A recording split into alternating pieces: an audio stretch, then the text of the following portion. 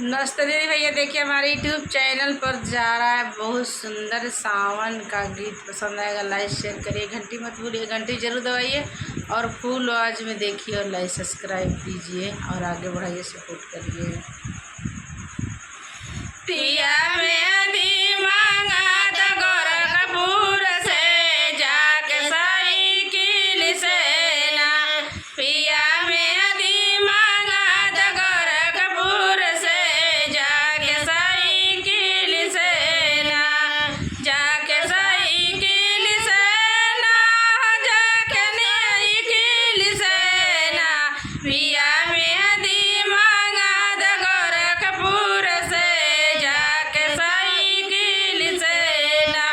पिया में अधी मांगा तो गोरखपुर से जाके साइकिल से ना,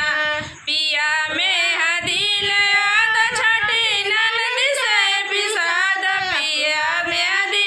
मांगा तो छठी ननद से पिसाद, अपने हाथ पे धराइब अटकील से जाके साइकिल से